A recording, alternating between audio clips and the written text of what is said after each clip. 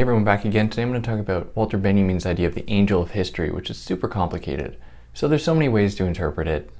I love when you tell me what you actually think. So after I lay it out, let me know, what do you think of this term? What did I exclude that I should have included?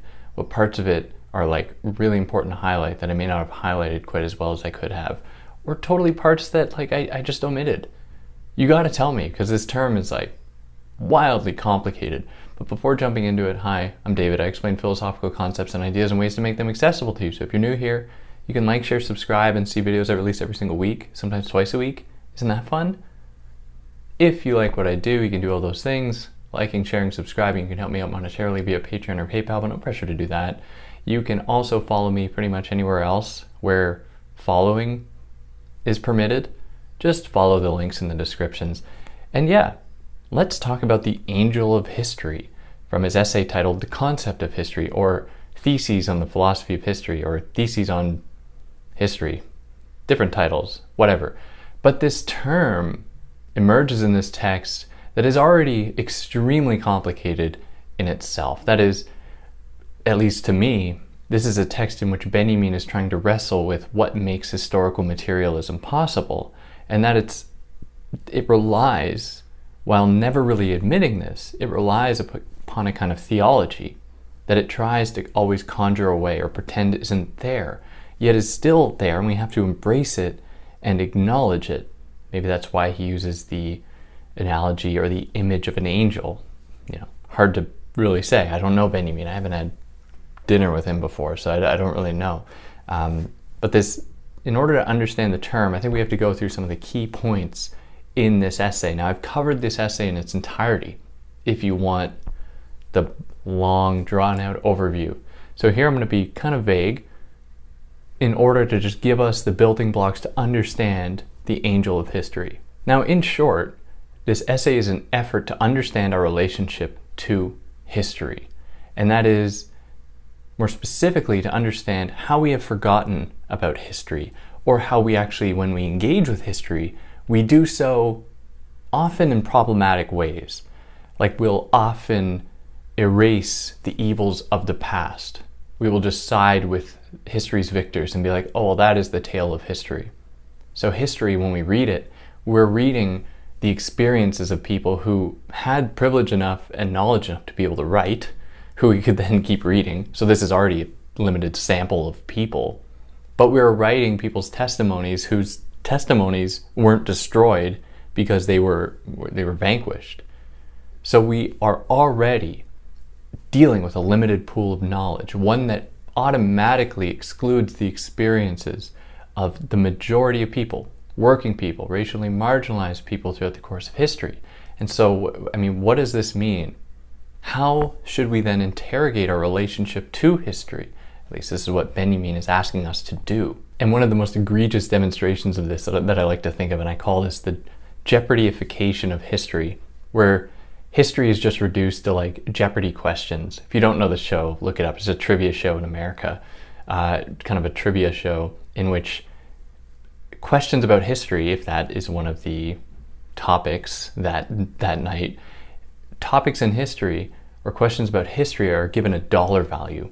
And I think this is the perfect illustration of our sanitized understanding of history, where we do not let history affect us. It's now a dollar amount that we can commodify, that we can then completely detach ourselves from, or that we can learn about and then take on some responsibility for the evils of the past. So in the face of this, historical materialism tries to understand the way that history moves by shifting hands like among powerful people, and how in that is often erased the actual material instances that gave these people their power, like how people acquiring power, the bourgeois, who is really part of our recent history historically in the entire spectrum of human history, how their power was given to them by laborers who get ignored, who create the value that the bourgeois are able to then exploit and take for themselves. One of his issues, though, with historical materialism, and it's difficult to say exactly how he thinks about this,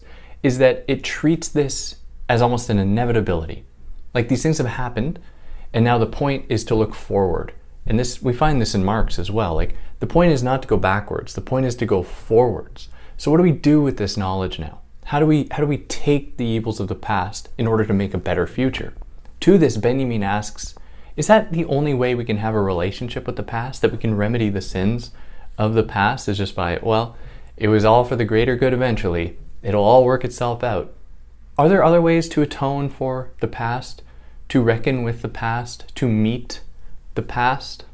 At least these are questions that Benjamin is encouraging us to ask. And perhaps it is this promise of a brighter future that haunts these historical materialists. It's kind of their own theology, something that they submit to, that isn't like an absolutely natural, objective way to have a relationship with history, but only reflects a certain period's approach to history, in which history can be reduced to a number of like easily consumable facts that will fit into an already created narrative about a historical trajectory in terms of like the capitalist economy moving into communism, for example. You know, all of these things were required in order for the historical materialists to actually have their day in the sun. And it's here that we get the angel of history. Now there's a lot more. Really, go check out the episode I've done on this entire essay if you want more on this. But here we get into the angel of history. And this is a figure who's trying to do good with history. Now, as the image goes, this angel has wings, and this angel is being blown backwards as they're looking at the past. So the angel's looking at the past.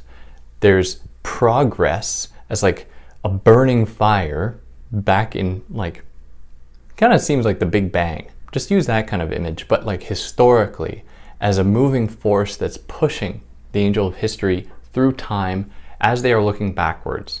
And as they are looking backwards, they're trying desperately to pick up like the rubble of all of history and to piece things back together. But of course, you can't hang around long enough. Things are moving and developing and changing so quickly. There's no way to do it. And it is all rubble. And like historically, that is the case. I mean, the way that we understand history is a history that is violent, because we always only ever read those people who have been victors, implying, of course, that they have defeated people. They have destroyed other histories to make way for their own history. So what history is actually going to be picked up in the rubble? Like, this is the ambiguity of this text. Is the angel picking up the pieces of the rubble of debris from those histories that have been erased? Like those buildings that are being absolutely demolished as we speak? Like, what is going on here? What is this angel trying to do? Pick up these pieces of history. I like to think that that's the image that Benjamin is giving us, but this is where I need your help. Like, what do you think? What is going on here? Is there another way to have a relationship with history? Is the angel doomed not to be able to actually correct history because they're always being moved by progress? What is progress itself? What is the relationship between the past and the future? Are they connected? Does one easily flow into the next? I know that these are stubbornly abstract questions, but I think that they can point us to having a better relationship with the past and help us to see the past not as one linear progressive narrative, but one in which where things have been getting better, but one in which has been brought about through systematic destruction.